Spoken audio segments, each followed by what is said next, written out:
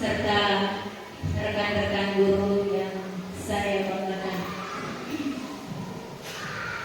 Alhamdulillah, puji syukur kita panjatkan kepada Allah Subhanahu wa Ta'ala karena pada kesempatan hari ini kita masih diberi kesehatan dan kesempatan untuk hadir dalam kegiatan diseminasi pengimpasan sebagaimana merupakan tugas saya sebagai guru penggerak di angkatan 10. Salawat dan salam tak lupa kita curahkan kepada junjungan Nabi besar Muhammad Sallallahu Alaihi Wasallam, Nabi yang menghantar umat manusia dari alam kegelapan menuju alam yang terang benderang seperti saat sekarang ini. Alhamdulillah,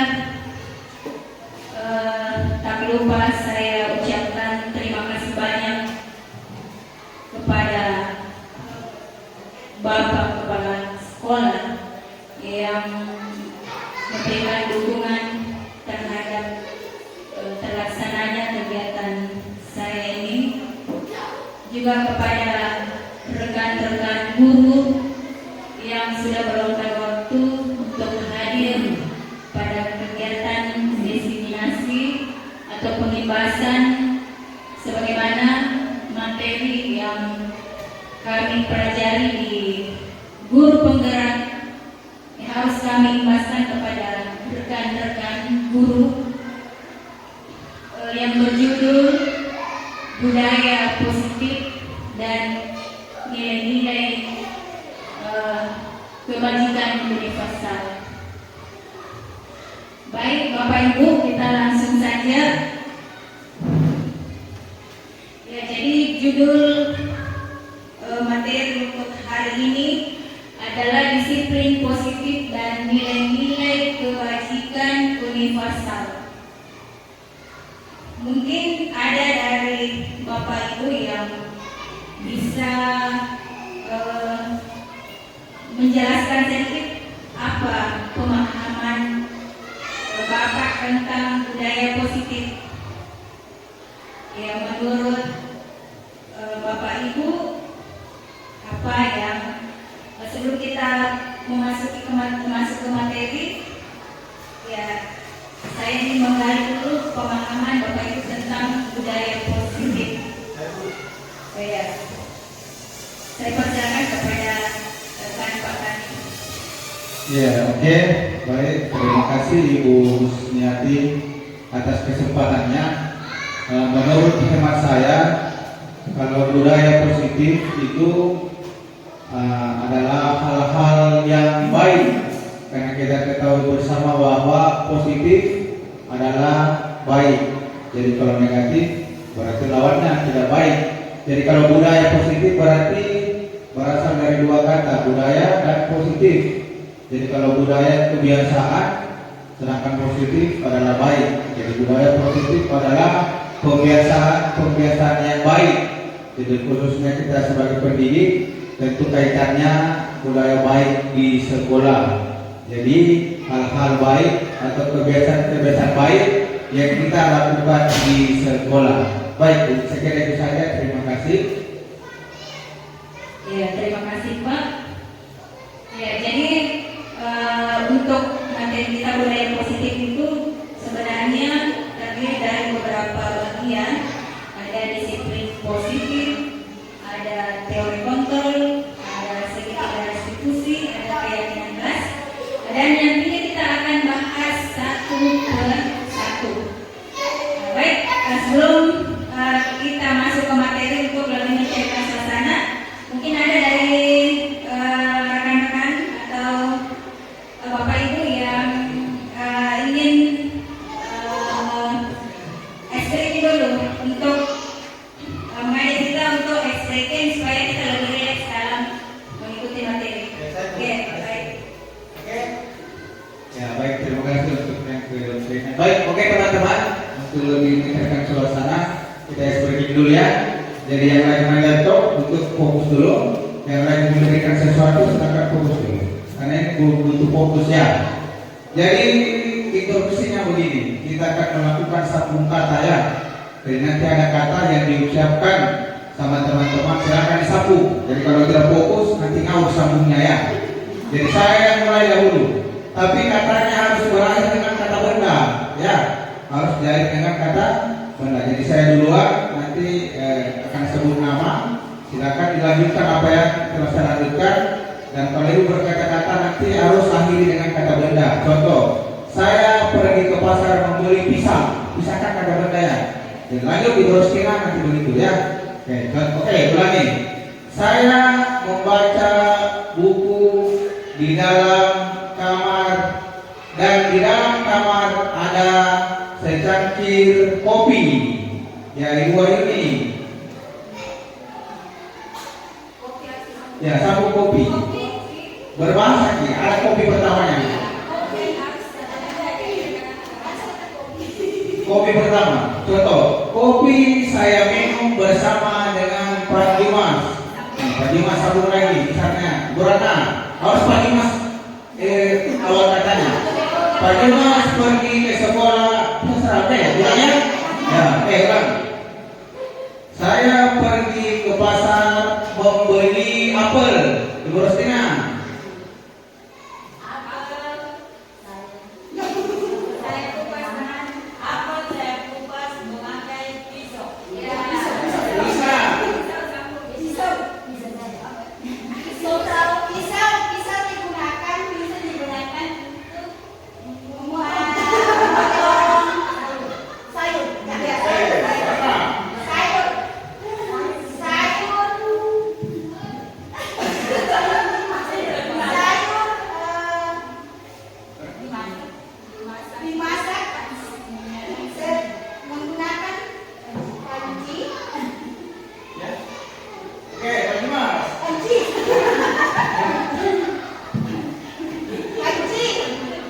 Panci di dapur saya cuci menggunakan pembersih, saya cuci dengan sangat bersih. Saya bersih dengan menggunakan penggosok piring.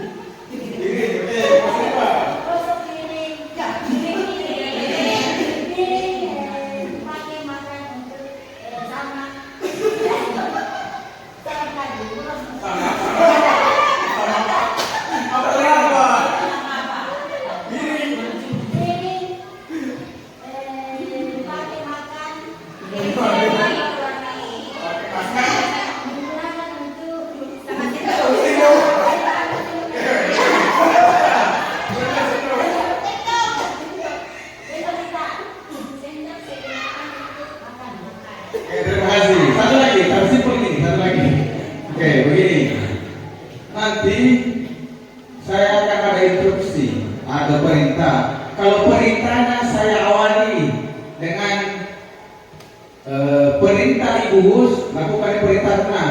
Tapi kalau tidak saya awali dengan perintah Ibu Hus, yang dilakukan nih. Contoh, perintah Ibu Hus, pegang telinga tak, pegang kepala, pakai kepala, karena tidak ada perintah Ibu Hus. Ya, jadi harus ada bahasa pertama perintah Ibu baru lakukan ya. Pasnya. Oke, contoh. Pegang kepala. Oke, dilakukan tuh ada perintah Ibu. Oke. Perintah Ibu, pegang telinga. Perintah Ibu, pegang dagu. Pegang hidung. Perintah Ibu, berdiri. Ya, oke, terima kasih. Silakan dulu. Lu biar perintah Ibu sekarang dulu. Biar perintah Ibu.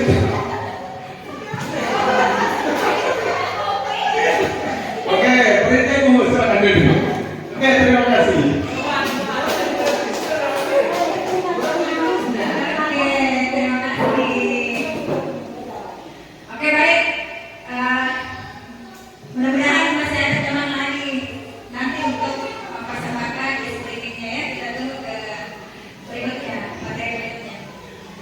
Oke, untuk materi pertama kita masuk ke disiplin positif dan nilai-nilai kebaikan universal. Ya, sebelumnya kita bermain dulu Bapak Ibu. Ya, ayo Bapak Ibu kita bermain terlebih dahulu. Ya, coba apa permainannya?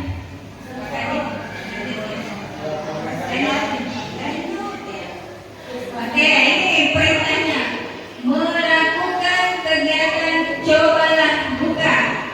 Ya, perintahnya carilah pasangan. Si A mengepal salah satu tangannya dan membayangkan telah menyimpan sesuatu yang sangat berharga di tangannya dan menjaga benda tersebut karena begitu pentingnya untuk kehidupan. Ya, kita kepala tangan kita, kemudian kita bayangkan bahwa yang saya pegang ini adalah sesuatu yang sangat berharga bagi saya. Ya, tidak mungkin saya lepas. Kemudian si B mencoba dengan segala cara untuk membuka kepalan tangan si A. Jadi si B boleh membujuk, menghardik, bahkan memarahi atau menggoda, bahkan juga menawari memberi uang si A agar dapat membuka tangannya. Lakukan secara bergantian. Oke, silakan cari pasangannya, Bapak Ibu. Oke. Ini di dalam ada uang minat. Iya. Bujuk ke supaya Ya. Ya, kita ini coba nanti kita cek. Saya uang itu sambil angkat ada sesuatu yang tidak pernah apa itu. Kemudian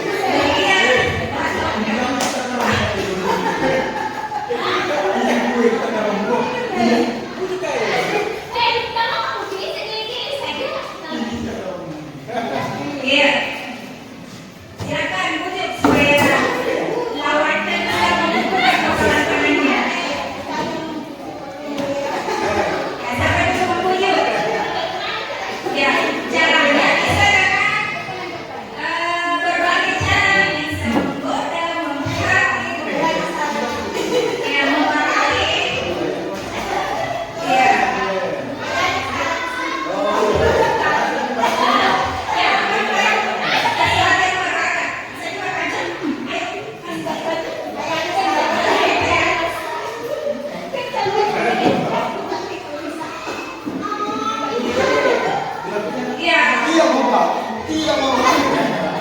Ya, sih memang menggoda dengan sebagai segala cara supaya dia bisa membuka kepalan tangannya.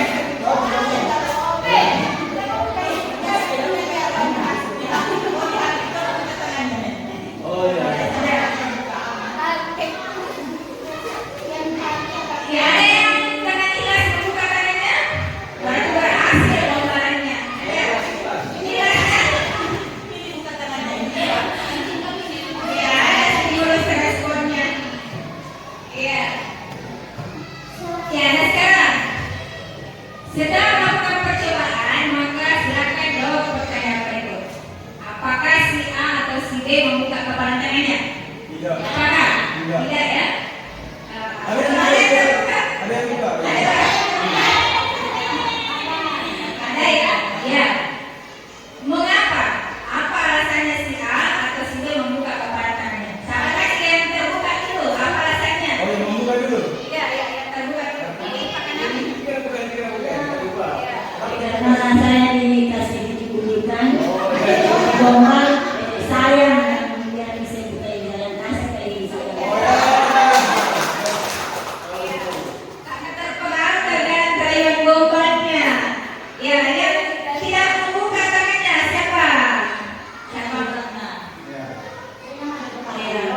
Kalau saya, alasan saya kenapa tidak membuka kepalan tangan saya, karena saya berpikir sesuatu yang saya genggam itu adalah sesuatu yang sangat berharga bagi saya.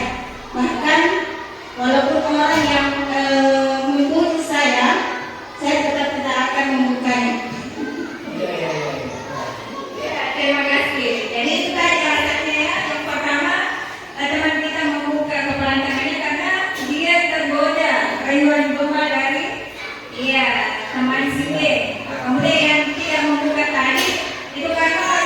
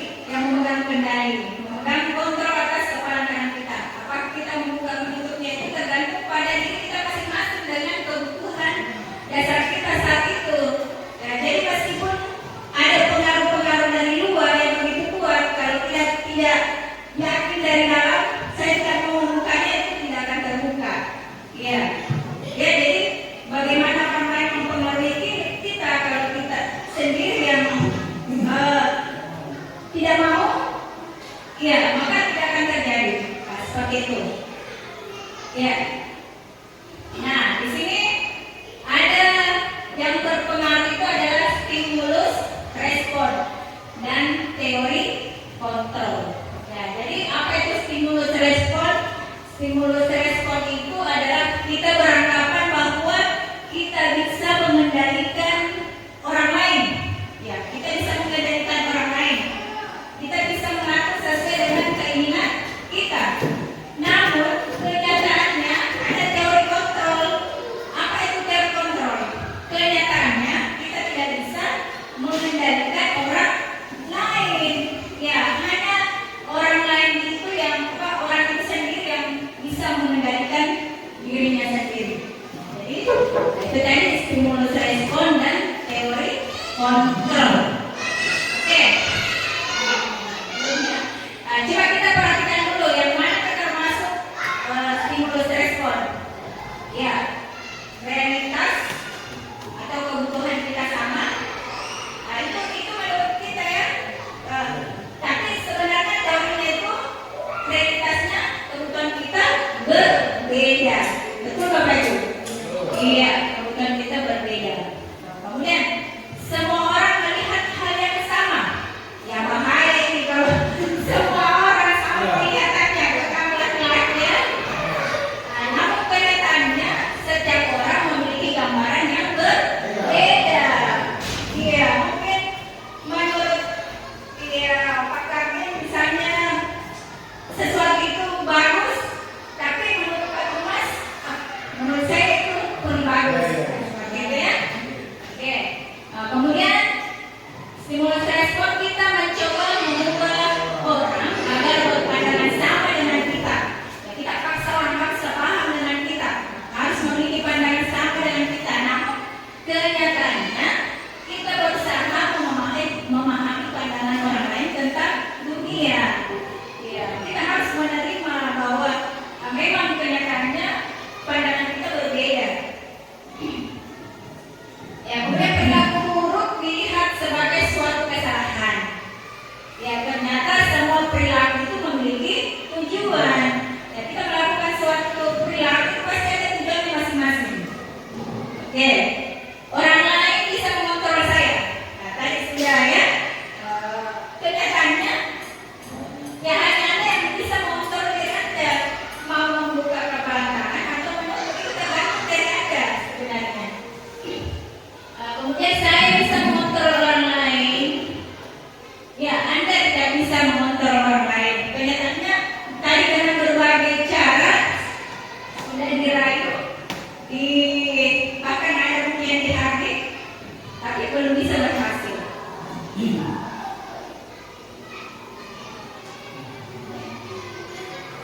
Kemudian pemaksaan ada pada saat kedudukan gagal. Ya, sebenarnya yang kenyataannya kolaborasi dan konsensus menciptakan pilihan-pilihan baru. Nah, kemudian mulai berpikir menang atau kalah. Ternyata mulai berpikir menang dan menang. Oke, kita lanjut. Nah, sekarang bagaimana pandangan Bapak Ki Hajar Dewantara tentang teori tersebut? Ya, Bapak Ki Hajar Dewantara menyatakan bahwa di mana ada kemerdekaan, disitulah harus ada disiplin yang kuat. Sungguh pun disiplin itu berasal atau bersifat self-disiplin, yaitu kita sendiri yang mewajibkan kita dengan sekeras-kerasnya. Ya, tetapi itu sama saja, sebab jika kita tidak cakap melakukan self-disiplin, wajiblah penguasa lain mendisiplinkan diri kita. Dan peraturan demikian itulah harus ada di dalam suasana yang merdeka.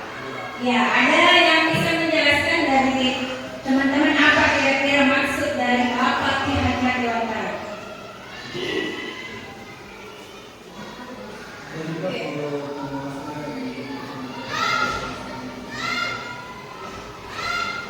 Iya, di mana ada kemerdekaan? Kalau kita mau merdeka, berarti kita harus disiplin, punya disiplin dalam diri kita.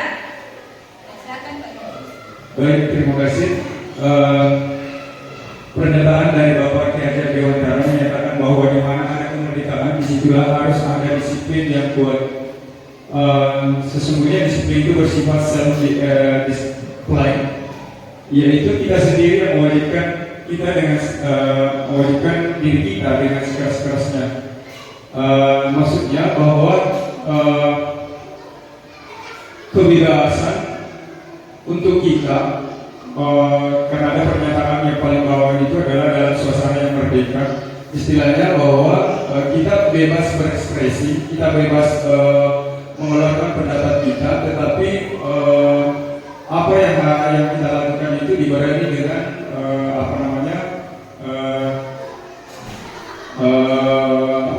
kedisiplinan yang kuat,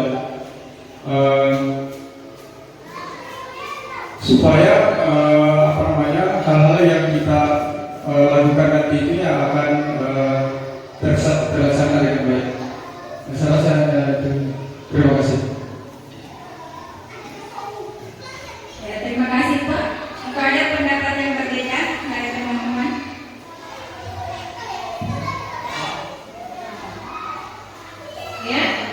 Ya betul sekali Pak, bahwa dalam melaksanakan sesuatu itu kita harus mengutamakan namanya disiplin, dan disiplin itu harus muncul dari dalam kita sendiri.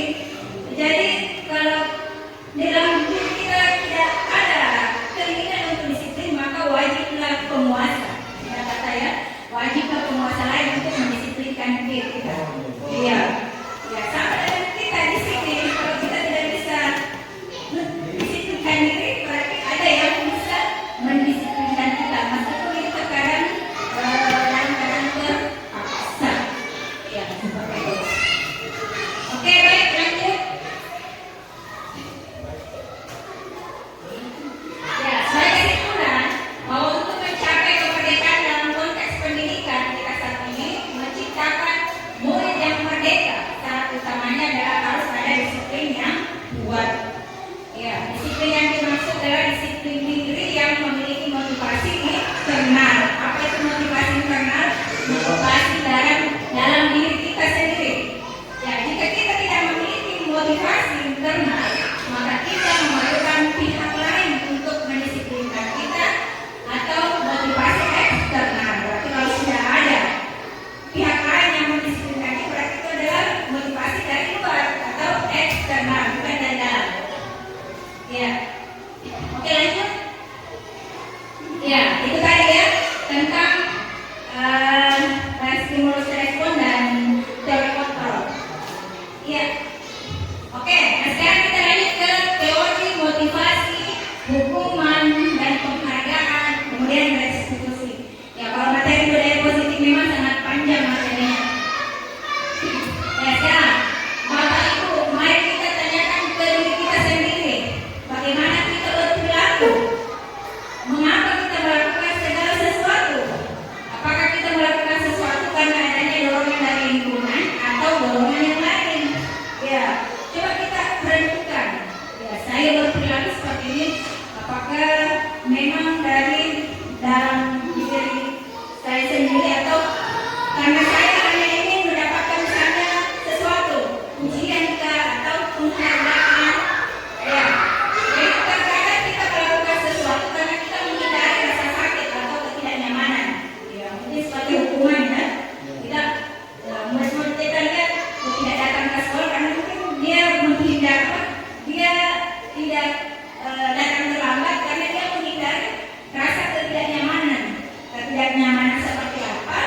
Ya mungkin seperti tidak mau ditegur sama gurunya, tidak mau mendapat hukuman dan lain sebagainya. Ya, terkadang kita juga melakukan sesuatu untuk mendapatkan apa yang kita mau. Iya, saya berbuat ini karena saya mau seperti ini. Ya, oke. Nah, ada 3 motivasi perilaku manusia menurut Dan Boston dalam bukunya Restriction Discipline. Ya, ada 3 motivasi perilaku manusia yang menyebabkan seseorang itu melakukan sesuatu. Itu yang pertama,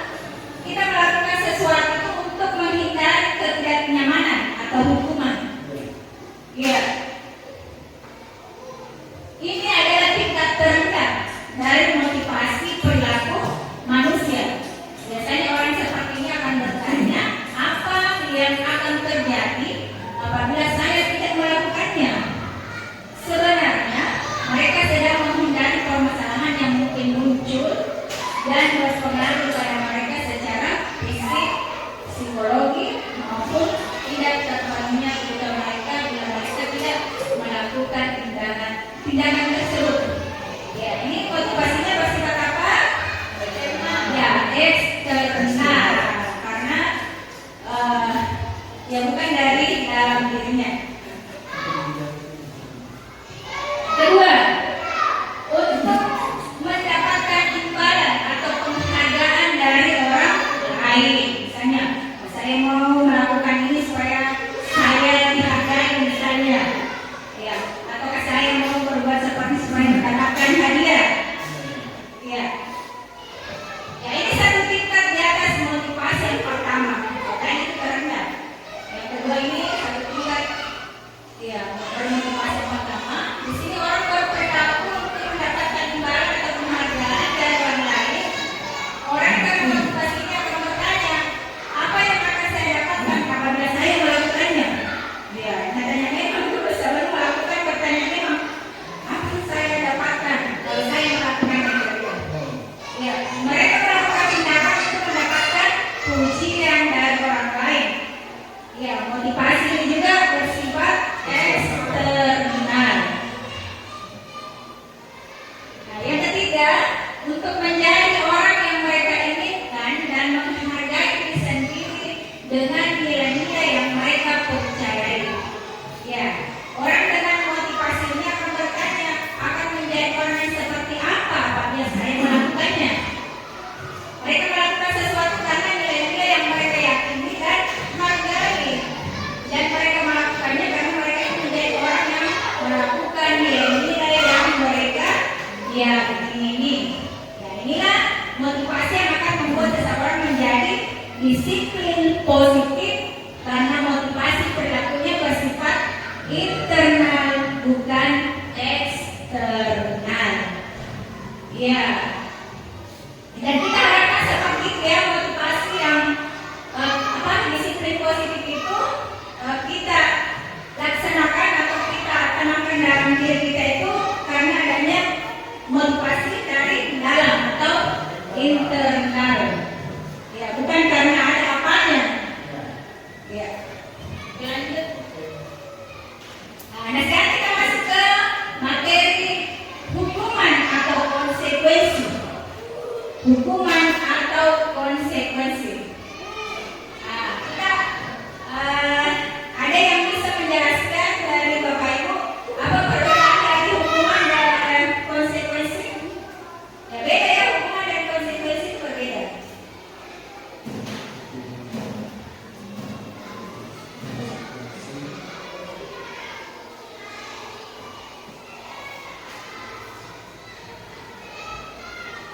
Iya, ada.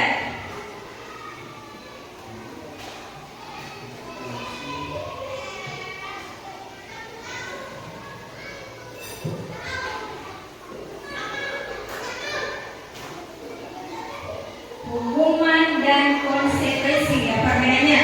Baik, ada. Baik, terima kasih.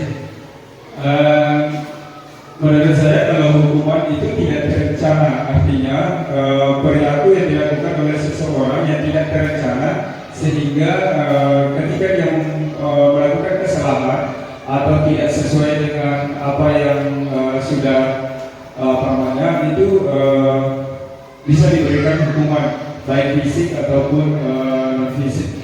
Sedangkan konsekuensi artinya imbas dari hampir sama dengan hukuman, tapi konsekuensi ini lebih terencana, istilahnya aturan yang sudah disepakati kemudian dilanggar, maka mereka mendapat konsekuensi dari pelanggaran aturan tersebut. Terima kasih. Ya, terima kasih Pak. Ya, jadi betul sekali yang disampaikan Pak Dimas bahwa hukuman itu bersifat tindakan yang dilakukan atas perbuatan secara langsung ya, ya atau secara tanpa persetujuan. Kalau anak-anak kita melanggar, biasanya kita langsung memberikan hukuman tanpa persetujuan. Ya, kalau konsekuensi juga merupakan akibat dari tindakan yang dilakukan.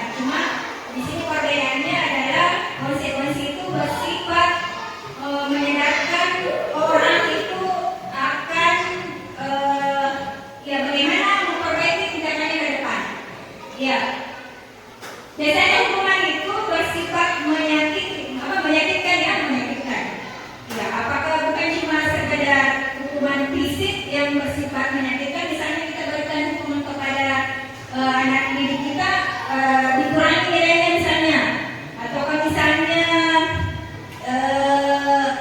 tidak ikutkan belajar, misalnya ada skor, itu kan menyakitkan bagi anak-anak. Jadi itulah bedanya hukuman dan konsekuensi. Jadi hukuman itu bersifat menyakitkan sebenarnya. Ya, makanya hukuman itu dilarang sekali. Kemudian diganti dengan konsekuensi. Oke, baik Bapak Ibu, dulu.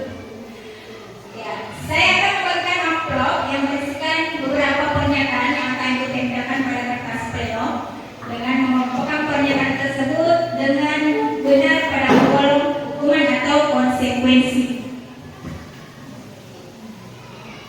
Tinggal ditempel nanti mana termasuk hukuman dan mana konsekuensi. Nanti saya bagikan kalimatnya. Nanti akan saya bagikan.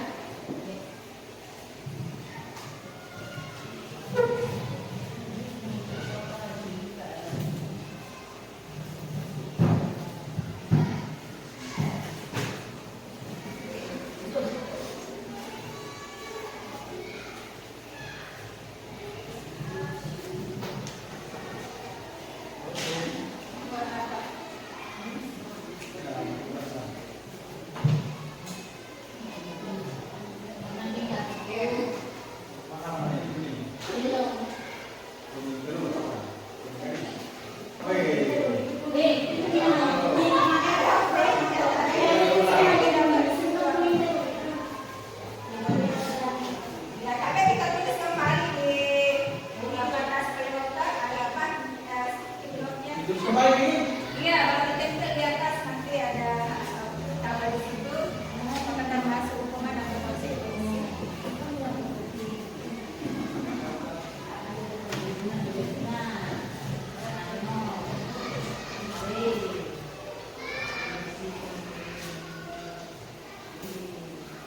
Berarti ada yang dapat 2.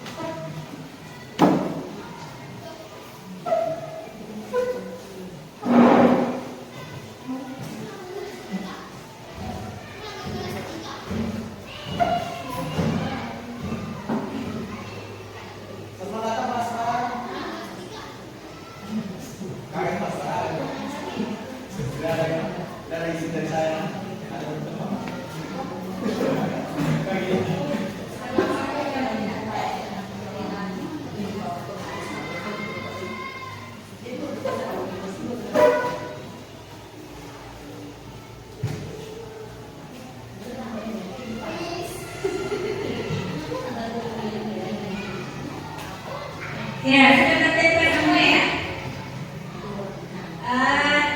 Selanjutnya saya minta salah satu dari teman-teman untuk membacakan yang mana termasuk pernyataan hukuman yang sudah ditempelkan teman-teman tadi. Boleh Ibu Rosti Harasari untuk membaca saja ya, membaca. Oke.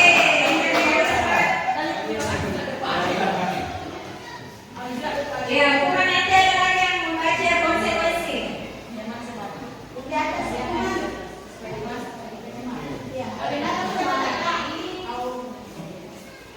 Mencatat 1000 kali di dalam buku kalimat. Saya tidak akan terlambat lagi karena terlambat ke sekolah. Berjemur di lapangan basket pukul 12.00 siang karena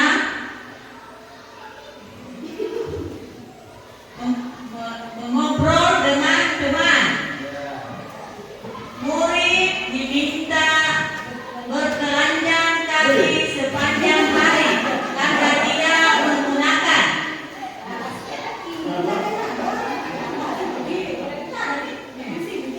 membersihkan coretan yang dibuatnya di meja tulis. Lanjut, lari mengelilingi lapangan basket 2 kali karena terlambat hadir di sekolah. Berdiri di depan kelas sambil mengangkat kaki 1 karena tidak bisa menjawab. Diberikan hukuman tidak bisa menjawab pertanyaan yang diberikan oleh ibu dan bapak guru. Terima kasih Bu, kita berikan tepuk tangan ke Ibu Rosti. Ya, selanjutnya kita ke konsekuensi. Saya minta Ibu Lisna. Ya, Ibu Lisna, mari ke depan membacakan yang mana termasuk pernyataan yang bersifat konsekuensi. Ini kesalahan ini.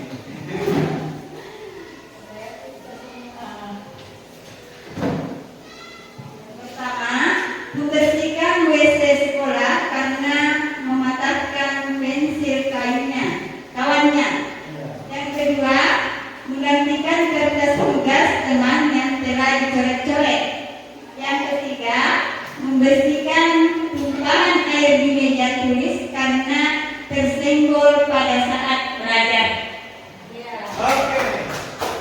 Ya, terima kasih Bu Lisna. Nah, sekarang kita lihat apakah yang ditempelkan teman-teman ini sudah betul pernyataan hukuman atau konsekuensi. Ya, silakan buka kayaknya. Ya, nah sekarang yang masuk hukuman itu adalah mencatat 100 kali di dalam buku kalimat saya tidak akan terlambat lagi karena terlambat ke sekolah. Betul ya? Oke, betul.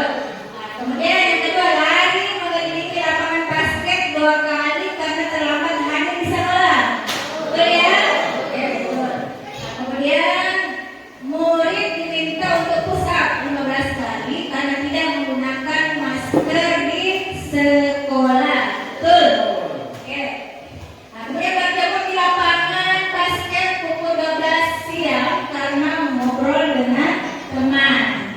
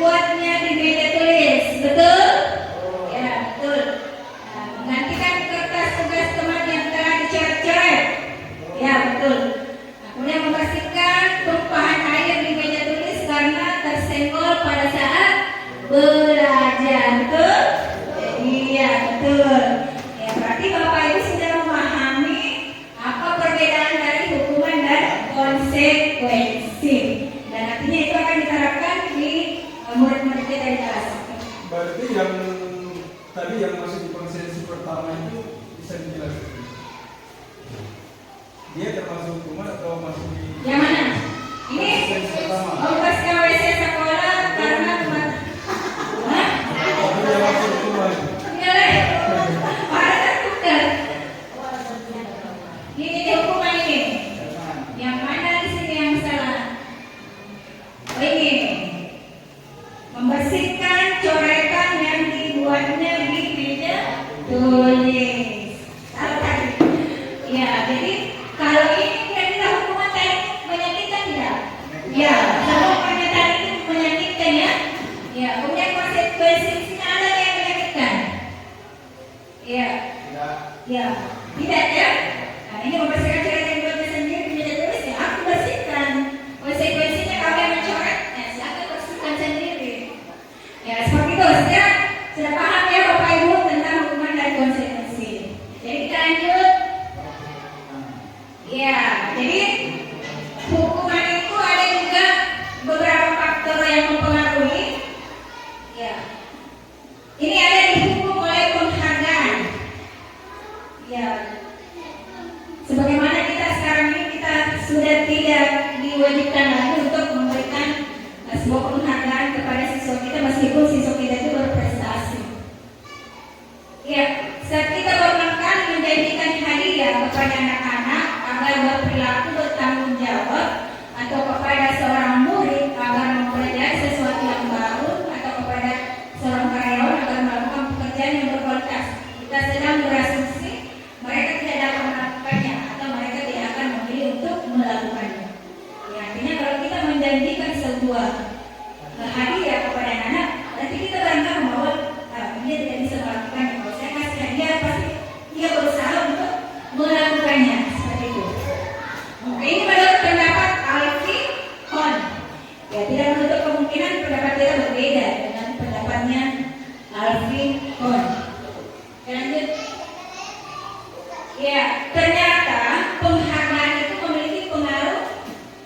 Ya, kita lihat ada berpengaruh jangka pendek dan jangka panjang. Penghargaan efektif jika kita menginginkan seseorang melakukan sesuatu yang kita inginkan dalam jangka waktu pendek. Jadi menurut para ahli, kalau kita memberikan penghargaan kepada seseorang, itu hanya berpengaruh dalam jangka waktu yang pendek. Iya, tidak berlangsung lama. Mungkin pada saat hanya pada saat itu saja dan kedepannya mungkin tidak akan melakukannya lagi kalau saya tidak diberi penghargaan atau tidak diberikan hadiah. Kemudian jika kita menggunakan penghargaan lagi dan lagi, maka orang tersebut akan bergantung pada penghargaan yang diberikan serta kehilangan motivasi dalam diri. Iya, mungkin ya menurutnya ya saya mau seperti ini karena saya mendapat hadiah lagi. Nah, jadi motivasinya mereka melakukan sesuatu itu karena motivasi penghargaan atau hadiah. Berarti bersifat eksternal. Ya, mungkin ada dari rekan-rekan yang berbeda pendapat dari bisa disampaikan ya supaya kita sharing bagaimana menurut Bapak tentang hadiah atau penghargaan yang diberikan kepada peserta didik kita.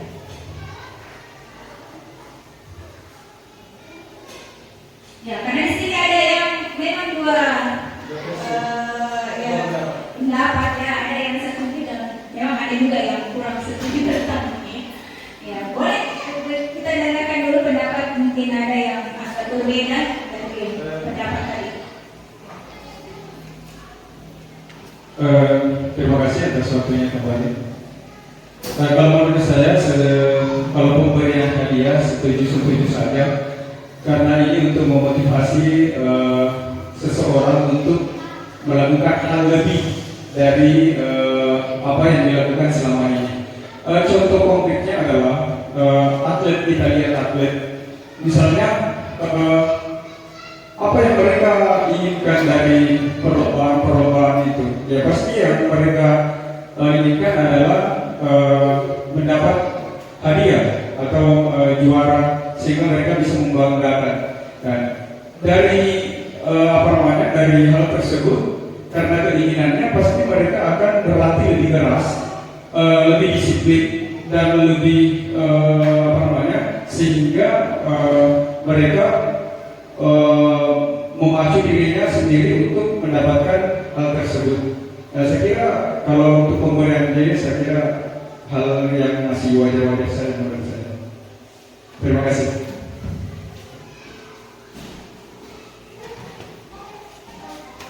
Oke, terima kasih Pak. Ada yang lain? Ya. Ya, oke, baik. Terima kasih yang kesekian kalinya.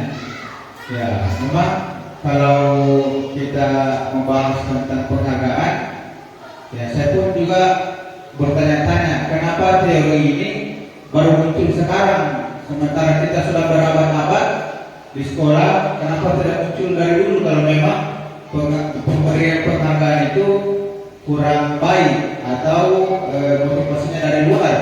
Kenapa baru muncul di kurikulum merdeka? Nah, itu juga yang jadi pertanyaan saya. Kalau memang kurang sepakat, kenapa tidak muncul dari dulu di awal-awal? Apakah di K13 atau di KTSP sekarang baru muncul? Tapi ada benarnya juga yang dikatakan di sini bahwa ketika kita memberikan penghargaan, maka akan muncul motivasi dari luar. Kalau tidak kita berikan penghargaan lagi, maka kurang termotivasi lagi. Ya, dan saya rasa itu memang betul untuk sebagian murid. Tapi ada juga murid yang tidak pas untuk ini. Karena juga yang dikatakan tadi Mas benar juga. Kadang ada murid juga lebih termotivasi ketika kita berikan penghargaan. Jadi artinya ya motivasinya itu motivasi yang positif. Ya, jadi menurut saya tidak semua teori ini bisa pas dengan anak. Dan ada juga misalnya penghargaan itu bisa pas untuk anak tertentu. Jadi tidak serta-merta teori ini betul untuk semua siswa. Oke, baik, terima kasih. Oke, jadi sedikit saya tambahkan juga. Tadi bahwa dijelaskan di awal materi bahwa motivasi itu lahir dari diri sendiri. Jika tidak lahir dari diri sendiri secara internal, maka motivasi itu bisa diciptakan oleh orang lain dan yang bersifat eksternal. Misalnya, motivasi disiplin kita, misalnya kita sebagai guru kurang disiplin, maka akan dimotivasi oleh kepala sekolah atau dari pengawas atau stakeholder yang di atas kita. Menurut saya seperti itu. Terima kasih. Ya, terima kasih Pak atas pendapatnya. Ya, jadi di sini yang disampaikan tadi di teori itu di sini hanya pengaruh jangka panjang atau jangka pendeknya. Dia melihat dari segi itu. Ya, makanya kalau kita selalu memberikan hadiah ke anak-anak itu hanya berlaku jangka pendek. Ya, tidak memotivasi dalam jangka waktu yang panjang. Ya, seperti itu ya. Dan ya, saya kira itu kembali dari diri kita masing-masing. Ya, seperti itu. Oke, nah ini kita lihat. Ya, menurut ahli, dampak dari penghargaan itu adalah bisa merusak hubungan. Apa betul tidak ini? Ya, ketika seseorang diberi penghargaan atau dipuji di depan banyak orang, maka yang lain akan merasa iri dan sebagian dari mereka akan tidak menyukai orang yang memberikan penghargaan tersebut. Ya, ini benar juga ya. Ya, kadang ada anak yang bahkan bukan cuma anak, orang tua saja merasa iri. Kenapa anak itu terus yang dapat juara? Anak saya kenapa tidak? Turun lagi nilainya. Itu merusak hubungan. Ya, seperti itu ya. Oke. Sedikit tadi Boleh. tidak usah menggunakan mungkinnya. Tapi setidaknya bahwa kita harus sadari bahwa mereka mendapat suatu penghargaan bahwa itu atas kerja keras mereka sendiri. Istilahnya kan orang bisa melihat bahwa ketika ada kerja keras pasti ada sesuatu nilai plusnya. Bahwa ketika kita bekerja keras secara disiplin, secara apa namanya, maka nanti kita akan mendapatkan sesuatu yang indah. Begitu. Tidak ada istilah kecemburuan bahwa kenapa anak saya orang ini dapat hadiah terus dan sebagainya. Kita harus sadari dulu bahwa melihat kenyataannya bahwa ya mungkin anaknya orang belajar terus makanya dia dapat hadiah. Mungkin anak saya tidak belajar makanya tidak dapat hadiah. Begitu menurut saya. Terima kasih. Oke, terima kasih. Ya, dari yang disampaikan di sini bahwa bisa merusak hubungan, ya saya rasa ini tergantung mental. Jadi kalau mental kita mental sirik atau mental iri, ya, maka akan kita pas dengan ini. Tapi kalau mental kita mental ya positif, mental yang ikhlas, ya apa yang kita lakukan cuma pernah juga. Kalau kita ikhlas, kemudian kita positif bahwa mereka melakukan itu karena asalkan dari mereka ya, benar juga. Jadi intinya ini terbagi dua, tergantung mental. Jadi kalau misalnya seseorang itu memang sirik ya, kan pas dengan ini. Tapi kalau misalnya bagus ya, butuhnya di dalam teman. Ya, oke. Terima kasih. Masih ada? Bu Andi? Sependapat dengan yang dua, Ibu. Faktor itu maksudnya. Karena ini tergantung dari pribadi seseorang, bisa saja dia sakit hati atau bagaimana iri atau bagaimana lihat temannya yang lebih dari dia.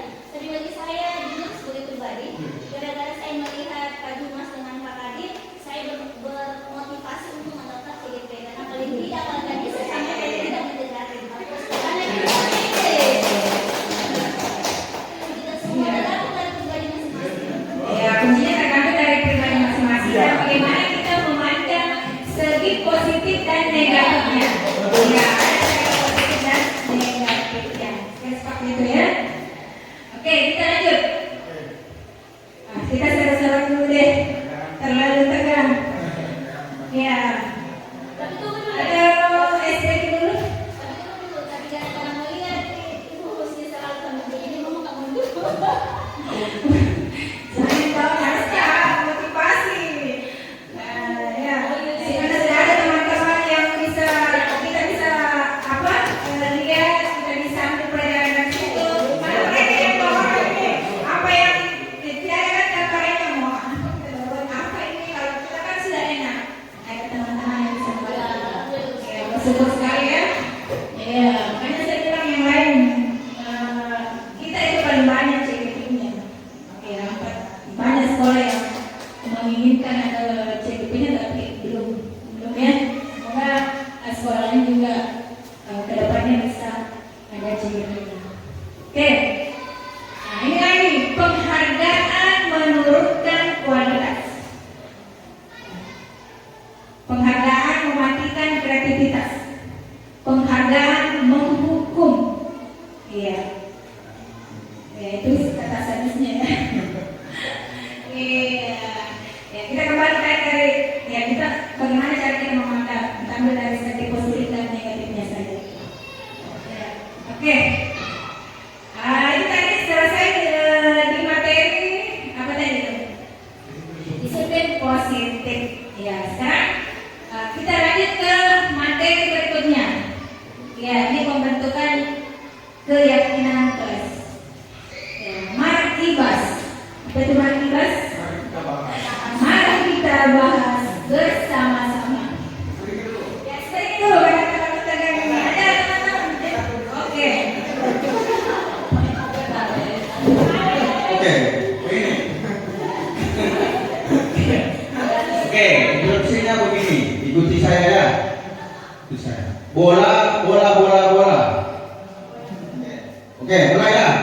Bola, bola, bola, bola.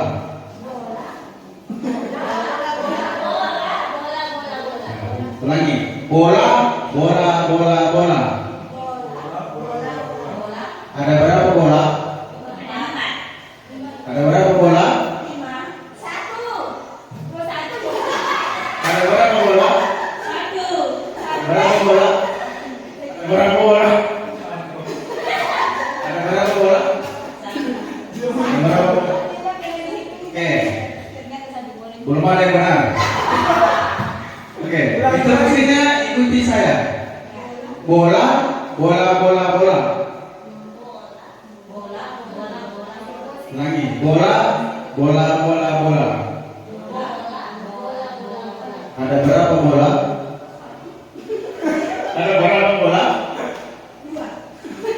Ada berapa bola? Ada berapa bola? Ada berapa bola? Pas. Ada berapa bola? Ada berapa bola? Kurang fokus. Kan saya bilang ikuti saya. Tadi yang pertama ikuti muka. Bola, bola, bola, bola. Harusnya kalau bilang ada berapa bola, bilang tidak ada berapa bola. Kan saya bilang ikuti saya.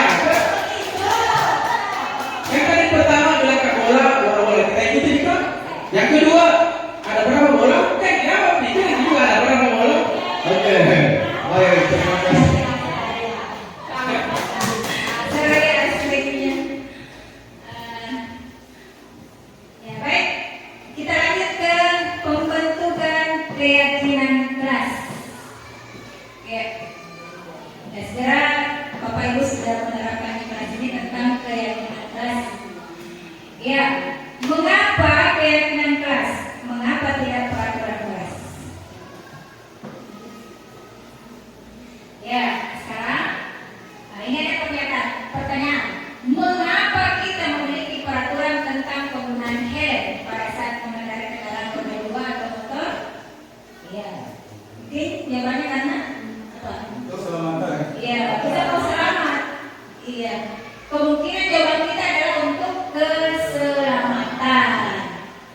Ya, kemudian pertanyaan kedua, mengapa kita memiliki peraturan tentang penggunaan masker dan mencuci tangan setiap saat? Ya, untuk kesehatan dan keselamatan. Ya. Ya, jadi dengan adanya nilai keselamatan atau kesehatan, ya, itulah yang disebut sebagai suatu keyakinan, yaitu nilai-nilai kebajikan universal yang disepakati secara tersirat dan tersurat, lepas dari latar belakang suku, negara, bahasa maupun agama. Jadi nilai-nilai kebajikan itu adalah nilai-nilai yang kita yakini. Ya. Baik Bapak Ibu, mari kita bersama-sama membuat keyakinan kelas dengan nilai-nilai kebajikan. Mungkin ini tidak usah ya. Bagaimana keyakinan kelasnya sudah terlaksana semua? Oke. Ya, ataukah begini, kita membuat dulu keyakinan kelas masing-masing membuat, kemudian kita tempel di atas, ya, supaya kita bisa lihat apakah ini kalimatnya sudah masuk ke keyakinan kelas atau masih peraturan kelas. Ya kan ada beda peraturan dan beda keyakinan. Jadi yang kita buat ini adalah keyakinan. Ya, atau bagaimana ya? Atau kita bikin dulu kata peraturannya. Iya, mungkin peraturannya dulu. Kemudian Nanti kita kita buat dua. keyakinan. Oke, baik. Kita gunakan dulu peraturan kelas dulu. Peraturan kelas dulu. Ya, peraturan kelas dulu. Nanti peraturan itu kita Kita ubah ke positif. ya, ubah ke dengan menggunakan kata Oh, iya. positif. Iya. Oke. Peraturan dulu. Seperti itu. Jadi kalau kalimatnya tidak ingat. Iya, yang maksa. Misalnya dilarang itu, kalau peraturan biasanya kan ada dilarang ini. Kalau kayak gini nanti kita ubah lebih halusnya lagi kata-katanya. Maksa ya, kalau peraturan Iya. misalnya Kayak ada penekanan, ada apa? dilarang makan di kelas sampai belajar Iya. peraturan. Ya, contohnya seperti itu ya. Oke. Ada kata-kata yang menekan. Masih satu mau. Mungkin yang penting beda-beda. Nggak ada beda.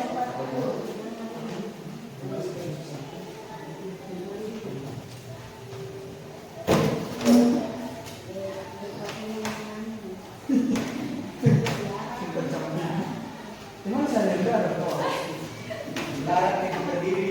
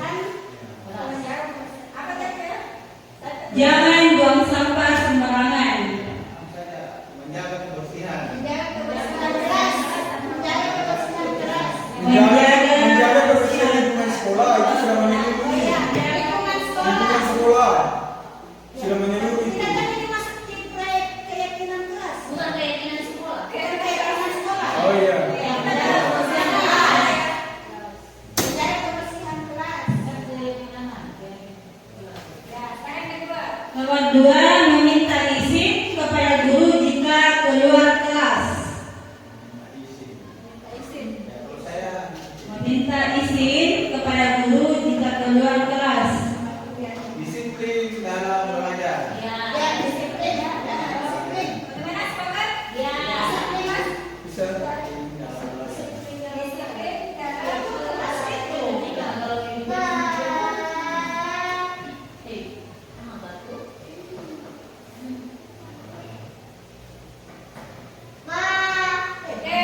Berarti yang ketiga, dilarang makan pada saat proses belajar. Berarti masuk ke sini.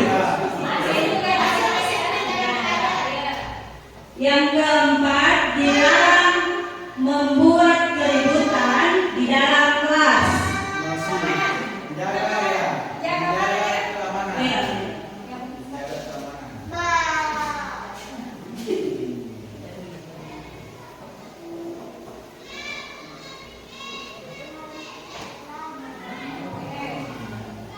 Datang tepat waktu.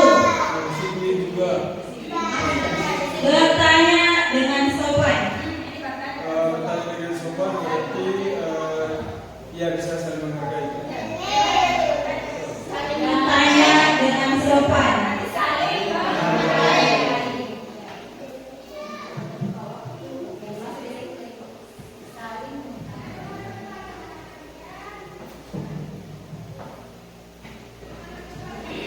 Berikutnya, dilarang tidur saat belajar di dalam kelas. Disiplin juga. Oke. Berikutnya, mengenakan seragam sekolah. Yang perhatian.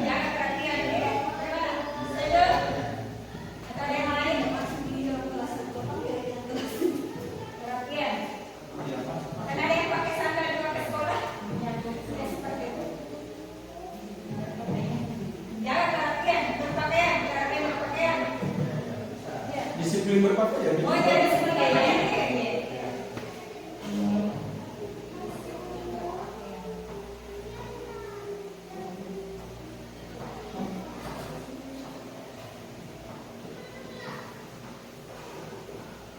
Yang terakhir, dilarang membolos. Dilarang membolos. Belajar tepat waktu. Menghargai waktu atau tepat waktu. Disiplin. Disiplin waktu ya. Disiplin waktu. Ya. Disiplin. Ya. Enggak, disiplin dalam belajar itu datang tepat waktu, pulang juga tepat waktu. Iya bisa juga. Selalu datang tepat waktu. Itu dimaksud. Masuk disiplin dalam belajar. Kalau buku dia sudah tadi. Kita disiplin waktu ya. Sekali disiplinnya diganti. Disiplin dalam belajar.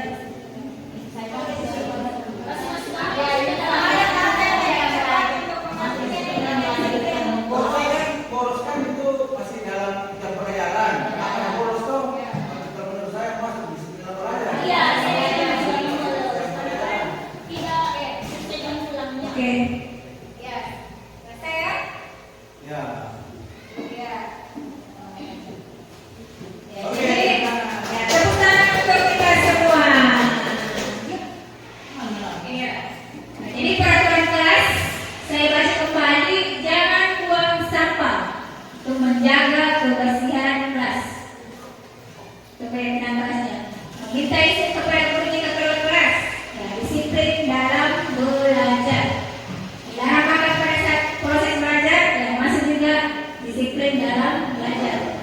Dilarang membuat keributan dalam kelas, ya disiplin dalam belajar. Kemudian menjaga keamanan, kemudian datang tepat waktu, ya disiplin juga ya dalam belajar. Bertanya dengan sopan, ini saling menghargai. Dilarang tidur saat belajar dalam kelas, ya disiplin dalam belajar. Kemudian menggunakan seragam sekolah itu disiplin berpakaian. Oke, baik Bapak Ibu, kita lanjut lagi ke kebutuhan dasar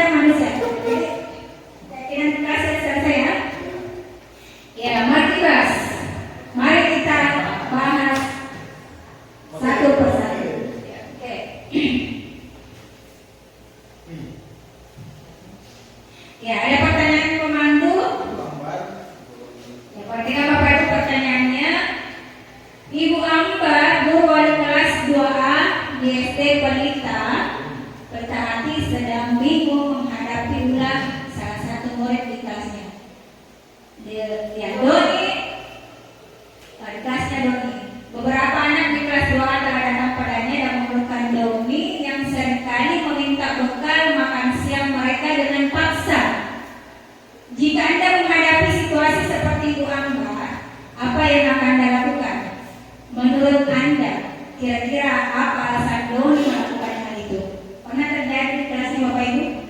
Ya, ada anak yang selalu meminta makanan temannya pada saat sarapan atau pada saat jam istirahat, temannya jajan diminta secara paksa. Ya, kira-kira kebutuhan apa yang tidak terpenuhi pada anak itu sehingga melakukan hal demikian? Ya, nanti kita Iya. lanjutkan dulu. Ya.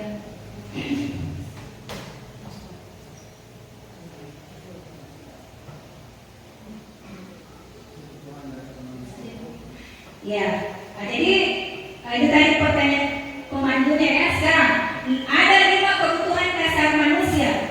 Ya, kebutuhan dasar manusia itu ada penguasaan, kemudian ada kasih sayang dan rasa ingin diterima. Nah, kemudian ada bertahan hidup, ada kesenangan, ada kebebasan. Kira-kira dari kasus Andi tadi, apa tadi ya? Doni. Iya, kira-kira kebutuhan apa yang ingin dipenuhi Doni dari perilaku yang dilakukan tadi? Mungkin bertahan. Iya, bertahan hidup. Juga kesenangan. Iya. Nah, apa yang ibu lakukan? Ya, untuk mengetahui apa kebutuhan yang diinginkan dari anak ini. Ya, tentunya kita ya panggil dulu anak itu. Ya, kita tanya kenapa begitu nak? Ya, ya pasti ada alasannya melakukan hal seperti itu. Iya, pasti ada alasannya. Nah, jadi di situ kita bisa menyimpulkan bahwa ternyata anak ini kebutuhan yang ingin dipenuhi adalah seperti ini. Iya, bertahan hidup dan apa kira-kira? Ya, itu ya, bertahan hidup. Atau mungkin penguasaan? Iya, ada juga itu anak yang merasa diri berkuasa. Iya, karena merasa berkuasa dia semaunya mengancam temannya. Ini, ya jadi kita bisa mengetahui apa alasannya anak itu melakukan hal seperti itu. Ya kita panggil secara pribadi dulu, kita tanya, ya kenapa nak melakukan itu seperti itu? Ya, kita bisa mendekatkan alasannya. Jadi kita bisa menyimpulkan bahwa anak ini ternyata kebutuhan seperti ini yang ingin dipenuhi. Oke, lanjut 5 kebutuhan dasar manusia. Lanjut.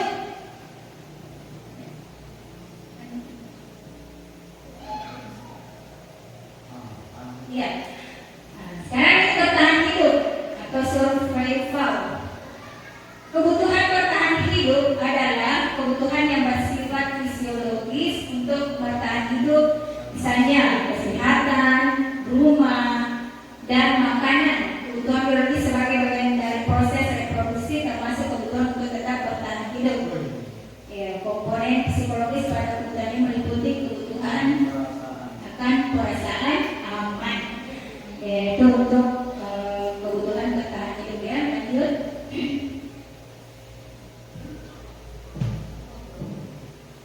Ya, kebutuhan kasih sayang dan rasa ingin diterima. Ya, kebutuhan ini dan 3 kebutuhan berikutnya adalah kebutuhan psikologis. Kebutuhan untuk disayangi dan diterima meliputi kebutuhan akan hubungan dan koneksi sosial. Kebutuhan untuk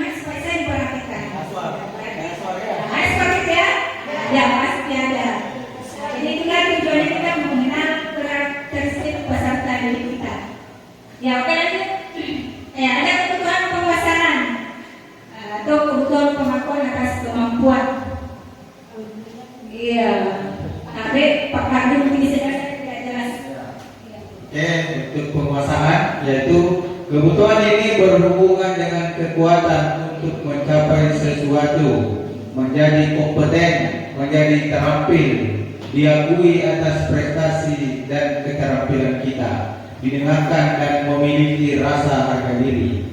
Kebutuhan ini meliputi keinginan untuk dianggap berharga, bisa membuat perbedaan, bisa membuat pencapaian, kompeten, diakui dan dihormati. Ini meliputi self-esteem dan keinginan untuk meninggalkan pengaruh. Anak-anak yang memiliki kebutuhan dasar akan penguasaan yang tinggi biasanya selalu ingin menjadi pemimpin. Mereka juga ingin menjadi pemimpin. Mereka juga suka mengamati sebelum mencoba hal baru dan merasa kecewa bila melakukan kesalahan. Ya, dan di penguasaan ini biasanya kita punya sesuatu itu memiliki mental pemimpin.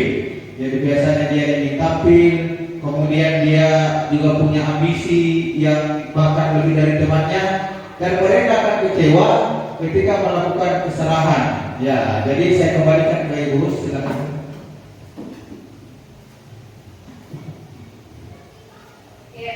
Penguasaan atau kebutuhan pengakuan atas kemampuan ya sudah tadi. Ya, kita lanjut ke kebebasan.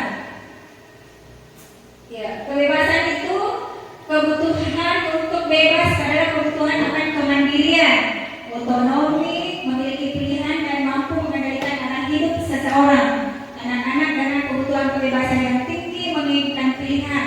Mereka perlu banyak bergerak, suka mencoba-coba, tidak terlalu terpengaruh orang lain, dan senang mencoba hal baru dan menarik. Ya, pasti ada anak didik kita seperti itu ya, selalu ingin kebebasan, selalu ingin mencari sesuatu yang berbeda dari yang lainnya. Oke, lanjut kebutuhan kesenangan, kebutuhan untuk merasa senang. Ya, kebutuhan akan kesenangan adalah kebutuhan akan kesenangan.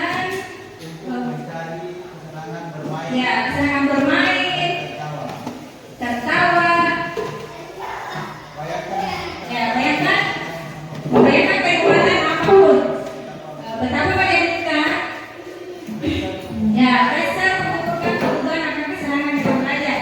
Semua dilakukan dengan tingkat intelijensi tinggi, baik itu anjing, lumba-lumba, primata, dan negara lain. Bermain, ya, saat mereka bermain, mereka mempelajari keterampilan hidup yang penting. Ya, manusia itu tidak berbeda. Oke, baik, kita lanjut. Nah, sekarang untuk menjelaskan, kalau kita melihat beberapa kalimat yang menggolongkannya ke dalam kebutuhan dasar manusia. Nah, sekarang ada kalimat. Ya, kita ada lima kebutuhan dasar ya. Kita sebutkan saja masuk kebutuhan dasar apa ini. Nah, yang pertama, aku merasa bangga dan heran. Pengakuan. Ya. Pengakuan. Ya, aku merasa bangga dan heran. Aku merasa bangga dan heran. Kepuasan ya, apa? Nah, kemudian kita Ibu guru tidak menyapaku hari ini. Menyapaku hari ini padahal aku pakai jepit rambut baru. Nah ini, ya butuh kasih sayang ini. Ya, karena sekarang ini diperhatikan. Kemudian bu guru bilang aku tidak boleh bersenang-senang sewaktu mengerjakan tugas. Katanya kelas harus tenang, tidak ada suara, kan nggak seru jadinya. Ya, apa ini? Kebutuhan akan Kesenangan. bukan kebebasan. Kebebasan. Ya, kebebasan ya. Oke. Aku sebel, gambarku tidak rapi. Malah ibu guru tunjukin ke teman-teman di depan kelas. Apa itu? Pengakuan. Iya, ya biar dia kenal sama aku dan aku ini nantinya bisa dekat sama kerja bareng sama dia. Tanya orang baik sih. Iya,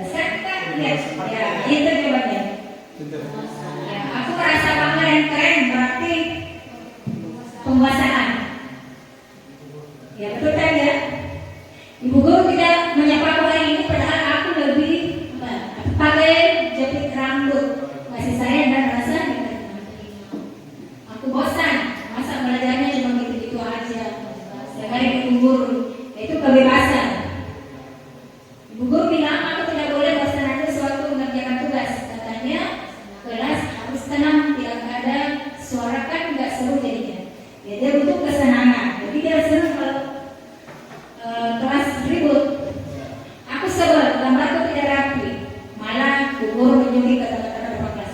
Itu penguasaan. Ya.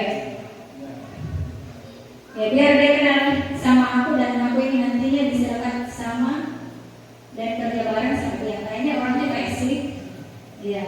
Itu kebutuhan yang dipenuhi itu adalah cinta dan kasih sayang. Oke, lanjut. Ya, sekarang kita lanjut ke dunia berkualitas. Ya, orang, tempat, benda, nilai-nilai dan kepercayaan yang penting bagi Anda akan termasuk di sana. Termasuk dunia berkualitas. Ya, syaratnya adalah bahwa sesuatu itu harus terasa sangat baik bagi Anda dan memenuhi setidaknya satu atau lebih kebutuhan dasar Anda. Dalam menentukan segala sesuatu yang masuk dalam dunia berkualitas, tidak perlu kita terlalu mempertimbangkan standar masyarakat tentang apa saja yang penting dan yang tidak penting. Gambaran dunia berkualitas adalah unik dan spesifik untuk setiap orang. Jika Anda bisa hidup di dunia berkualitas Anda, dia akan sempurna buat Anda, tapi sayangnya sangat sulit untuk tinggal di sana. Ya, lanjut. Nah, sekarang sebuah cara menanamkan disiplin positif pada murid adalah restitusi. Ya, meskipun sudah dibahas teman kita yang check-in grade 2 orang ya, tapi tidak apa-apa kita mengingatnya lagi tentang segitiga restitusi. Ya, apa itu restitusi?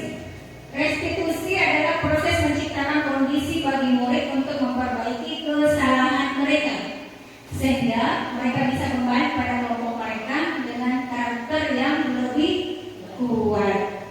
Ya, restitusi adalah proses kolaboratif yang mengajarkan murid untuk mencari solusi untuk masalah dan membantu murid berpikir tentang orang seperti apa yang mereka inginkan dan bagaimana mereka harus memperlakukan orang lain. Ya. Nah, menurut Dan Gersten mengungkapkan bahwa guru perlu meninjau kembali penerapan disiplin di dalam ruang-ruang kelas mereka selama ini. Apakah telah efektif? Apakah berpusat pada murid, memerdekakan murid, dan memandirikan murid? Bagaimana dan mengapa? Yang melalui serangkaian riset dan berdasarkan pada teori kontrol Dr. William Lester berkesimpulan ada 5 posisi kontrol yang diterapkan seorang guru, orang tua, ataupun atasan dalam melakukan kontrol. Kelima posisi kontrol tersebut adalah, ya, ada posisi kontrol sebagai penghukum, ada pembuat merasa bersalah, kemudian ada posisi kontrol sebagai teman, ada pemantau dan manajer. Oke, lanjut. Ya, kita lihat. Ya, yang manakah seorang dikatakan penghukum? Ya, seorang penghukum bisa menggunakan hukuman fisik maupun verbal. Ya, verbal. Apa itu verbal? Ya, mungkin dari kata-katanya ya, itu bisa menghukum atau menyakiti. Ya, bukan cuma fisik baru dikatakan menghukum. Ya, orang-orang yang menjalankan posisi penghukum senantiasa mengatakan bahwa sekolah melakukan sistem atau alat yang dapat menekan murid-murid lebih dalam lagi. Murid yang menerapkan posisi penghukum akan berkata, patuhi aturan saya atau awas. Ada yang seperti itu? Ya, nanti retrik sendiri masing-masing. Nah, kemudian pembuat merasa bersalah. Pada posisi ini biasanya guru akan bersuara lebih lembut. Pembuat merasa bersalah akan menggunakan keheningan yang membuat orang lain merasa tidak nyaman, bersalah atau rendah diri. Kata-kata yang keluar dengan lembut akan seperti, ibu sangat kecewa sekali dengan kamu. Ya, ibu sangat kecewa sekali dengan kamu. Jadi membuat anak itu merasa bersalah. Iya. Nah, kemudian yang selalu berada di posisi sebagai teman, guru pada posisi ini tidak akan menyakiti murid.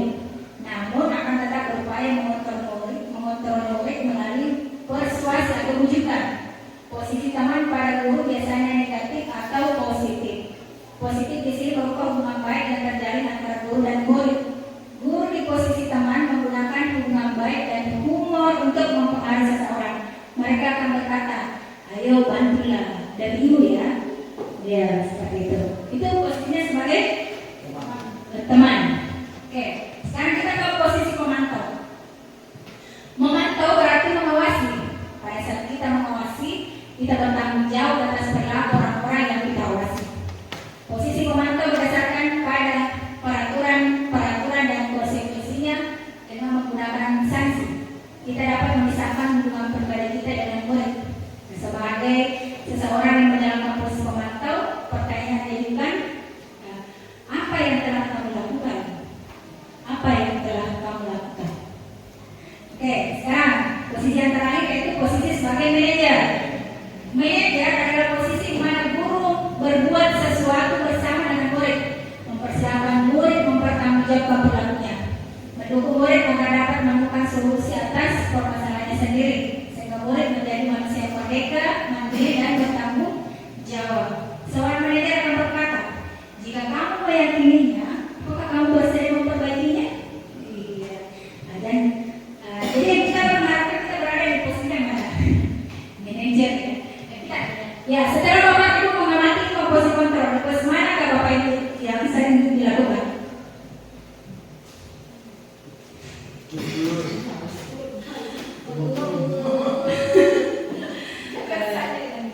Baik, terima kasih. Kalau saya pribadi, selama ini saya melakukan posisi kontrol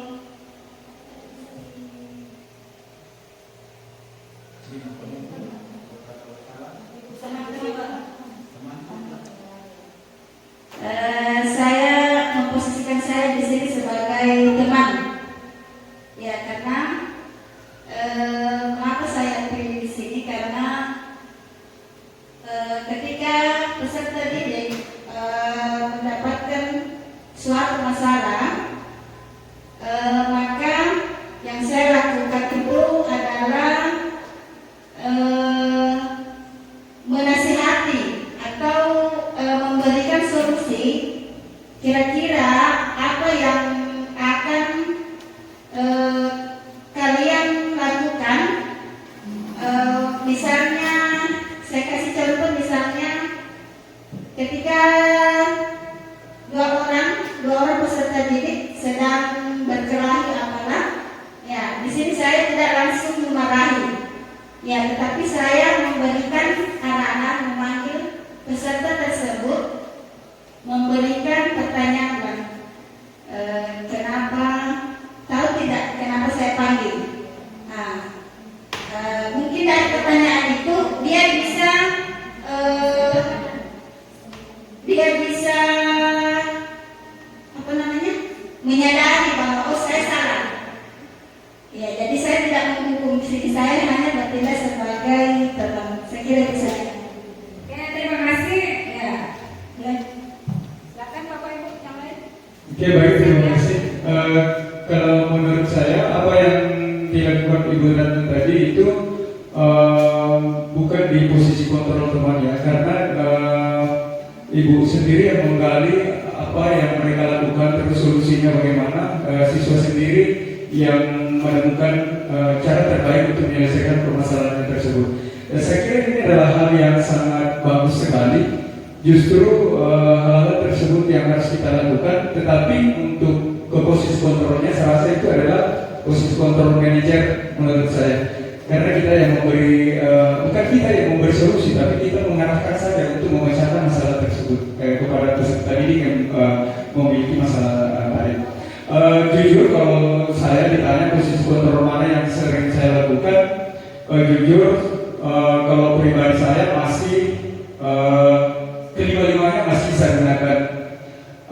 Tergantung situasinya, tergantung tindakan apa yang dilakukan oleh peserta didik. Tetapi untuk penghukum ini sangat jarang saya lakukan, dan bahkan dengan melihat dan memikirkan dampak negatif yang ditimbulkan dari yang pertama dari penghukum. Cuma ada kadang-kala yang masih juga dilakukan, tapi yang hukum dalam bentuk yang ringan-ringan saja, bukan yang sampai melukai fisik dan sebagainya.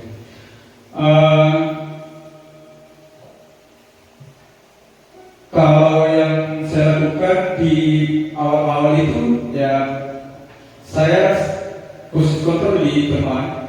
Jadi saya jadikan anak-anak sebagai sahabat atau teman. Cuma kadang-kadang dibarengi dengan arahan-arahan. Menurut saya kalau kita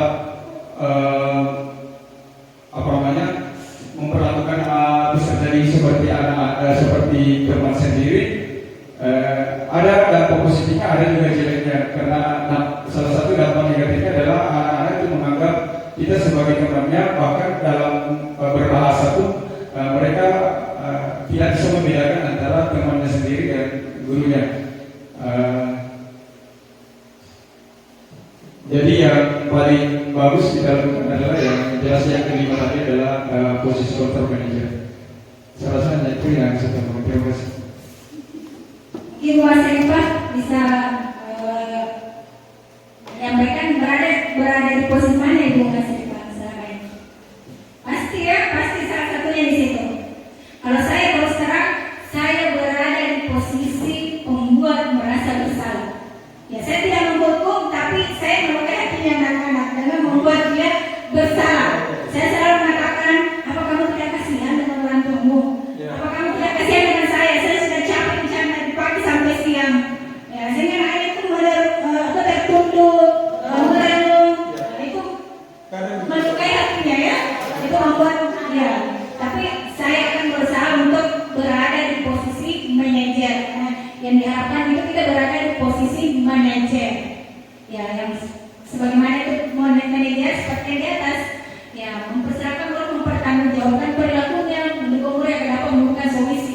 Ya, menurut sendiri menemukan solusi apa dari permasalahannya itu. Iya, ada yang bisa mengungkapkan berada di posisi mana? Bu Rostina mungkin atau penghukum? Ya, kalau ada yang masih berada di posisi penghukum mungkin bisa beralih ya. Setidaknya kita berada di posisi teman lah. Kalau belum bisa sampai manajer, kita berada di posisi teman. Iya, teman. Ini seperti itu. Iya, oke kita lanjut. Sudah paham kan ya Bapak Ibu tentang posisi kita? Ya, kita diharapkan itu berada di posisi apa? Manajer. Iya. Iya. Ini kali kita lanjut saja Pak. Ya. Dengan waktu ini. Sekarang pada tabel berikut, ya siapa yang mengatakan dengan posisi kontrol mana menurut Anda yang sering Anda yang sering mengucapkan pernyataan tersebut? Ya, siapa yang sering mengucapkan kalimat ini? Saya kecewa sekali dengan kamu. Pernah ya? Saya juga pernah kecewa sama kamu. Berarti itu membuat merasa bersalah. Kemudian kamu tidak pernah benar melakukannya. Itu menghukum ya. Verbal. Iya, bukan secara fisik tapi verbal. Ayolah, lakukan dari saya ya. Ini ada di posisi teman. Apakah kamu mau mendapatkan stiker bintang hari ini? Apakah kamu ingin mendapatkan stiker bintang hari ini? Posisi apa kira-kira itu? Mantau. Ya. Kita lihat nanti ya. Bagaimana kamu bisa menyelesaikan masalah ini? Ini ya, manajer. Kamu selalu paling terakhir. Ya, penghukum. Apa rencanamu untuk menyelesaikan ini? Manajer ya. Kita lihat. Pembuat merasa sebagai penghukum. Teman. Ada yang salah tadi? Ya, mantap ya. Apa yang kamu lakukan itu memantau. Oke. Ya, sekarang ketiga restitusi. Ya, ketiga restitusi adalah proses menciptakan kondisi bagi peserta didik untuk memperbaiki kesalahan mereka sehingga mereka bisa kembali pada kelompok mereka dengan karakter yang lebih kuat. Ya, sekarang saya akan putarkan video demonstrasi kontekstual, tapi jangan dibully ya. Bisa nggak boleh karena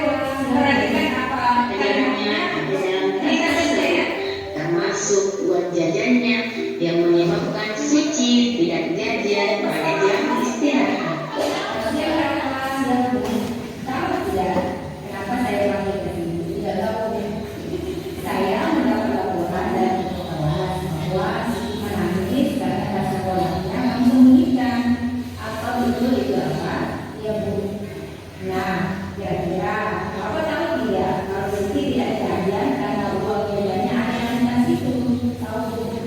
Menurut Rafa, kalau misalnya ada teman Rafa yang mengambil lalu menghentikan marah Rafa, sementara marah itu kamu sangat butuhkan, apakah kamu merasa tersesat tidak? Ya bu, saya akan merasa besar dan marah. Setiap orang pasti punya kesalahan, itu manusiawi ya. Saya juga pasti pernah membuat kesalahan, tapi saya ini dapat tidak mengulangi kesalahan yang sama lagi. Baik itu, kamu pasti punya alasan mengapa menyebutkan asumsi. Saya hanya bersadar saya suka ketika asumsi menangis. Tidak apa-apa saja, berjalan, tapi jangan sampai membina teman. Iya tidak, kalau kita pernah membuat perbedaan. Ya, salah satunya adalah kita harus menghormati teman dan teman dari kelas yang juga. Nah, yang dilakukan apa? Menumpang dari kayaknya tidak. Yang dijalankan menumpang dari kelas. Nah, kalau saja untuk tidak mengulangi hal yang sama dan memperbaiki hubungan dengan teman yang merasa kita saja. Nah, apa yang seharusnya apa lakukan? Saya akan menggunakan secara langsung kepada teman yang dibutuhkan. Bagus, kenapa anak yang baik bertanggung jawab? Kalau betul, silakan nanti pada jam istirahat kamu melakukannya. Baik untuk terima kasih. Iya, silakan kembali ke kelasnya. Kasus 2. Safira dilaporkan guru piket karena sering datang terlambat ke sekolah. Sabira, Karena sering datang terlambat ke sekolah, sehingga Safira banyak ketinggalan belajar. Sabira, tadi ibu mendengar laporan dari guru piket bahwa kamu dan masyarakat sipil menurut pandangan kamu selama hari itu mendapat terlambat. Jadi terlambat itu suatu kesalahan bukan? Baik Sabira, berbuat kesalahan itu manusiawi. Setiap orang pasti punya berbuat kesalahan. Yang terpenting kita bisa melakukan kesalahan tersebut dan kesalahan mengenainya sendiri. Nah, sekarang Sabira tidak ada solusi bersama ya. Kamu sering datang terlambat, pasti ada alasannya. Kenapa Sabira sering datang terlambat?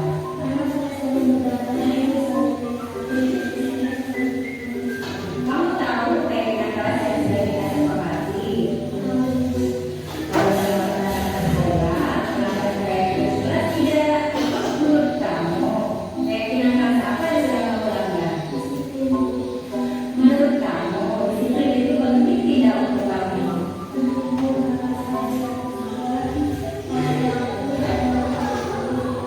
Memakai waktu itu penting dan bermanfaat bagi kita. Misalnya apabila kita tidak menumpuk karena selesai tepat waktu.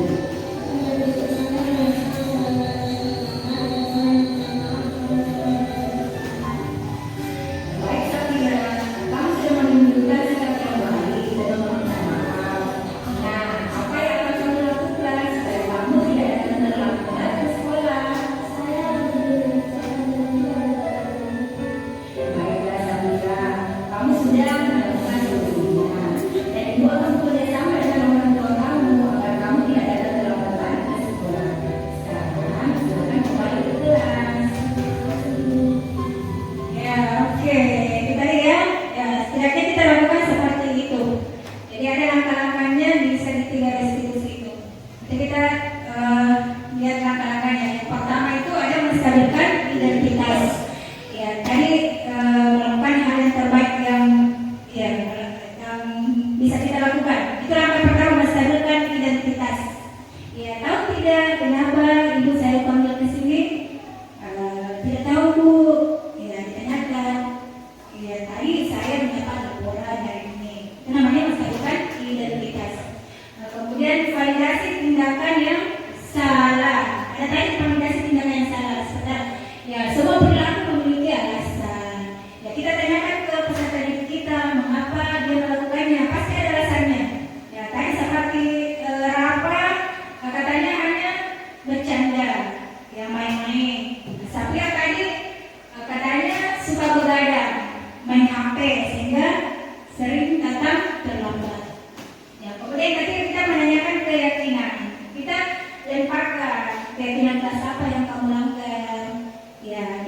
jawab sendiri, oh saya melanggar keyakinan kelas yang ini Bu.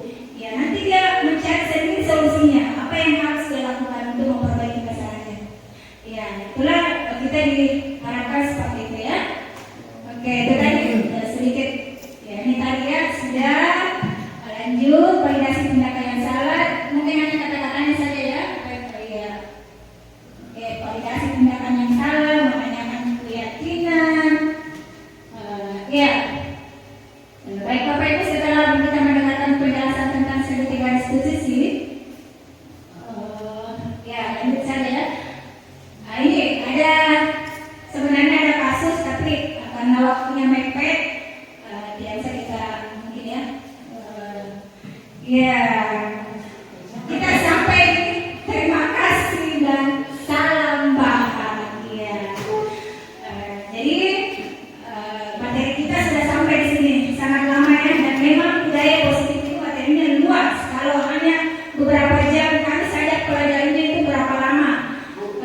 Ya, mungkin ada sebelum kita tutup mungkin ada teman yang ingin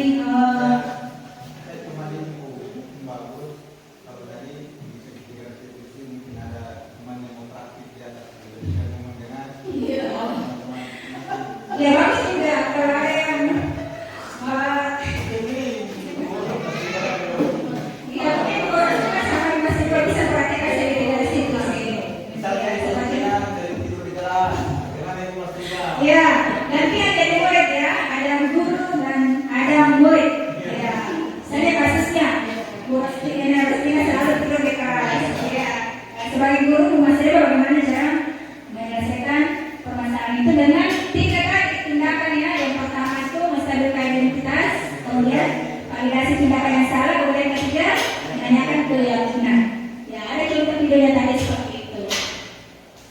Mungkin ada? Bisa praktekkan? Kira sudah jelas sekali dari contoh dua contoh tadi. Iya. Oke, karena mengingat waktu juga. Ya, mungkin berikutnya pada saat ada CGP juga yang membawakan materi, mungkin kita bisa praktekkan itu ya, bagus sekali. Ya, sebenarnya segitiga restitusinya. Tidak ada lagi pertanyaan? Ya, ini sudah memakan waktu ya. Iya, baik Bapak Ibu, kita sekarang sudah sampai di terakhir. Terima kasih, salam sehat dan bahagia. Iya, demikianlah materi kita untuk hari ini tentang budaya positif dan nilai-nilai kebajikan yang universal. Semoga apa yang saya sampaikan hari ini bisa bermanfaat bagi kita semua, terkhusus kepada diri saya sendiri. Ya, dan apa yang disampaikan ini mungkin bisa juga Bapak Ibu lembaskan ke teman lain. Iya, teman lain. Karena memang tujuan ini harus disampaikan, ya, jangan hanya berhenti di kita, tapi harus ya lembaskan juga ke orang lain. Dan terima kasih banyak atas kesempatannya, meluangkan waktunya. Iya, dan saya harap berikutnya mungkin masih ada. Ya, saya minta bantuan lagi Bapak Ibu sekiranya bersedia. Ya, kita berkolaborasi ya. Ya, di sini tempatnya kita belajar. Jangan merasa bahwa saya lebih pintar. Tidak, bahkan ada teman kita yang duluan, Pak Kadim, Pak Dimas. Saya berterima kasih. Saya tidak merasa lebih dari dia karena ini merupakan tugas, ya, menunaikan tugas dan kewajiban. Alhamdulillah, saya sendiri sebagai bertanya, saya apa ya?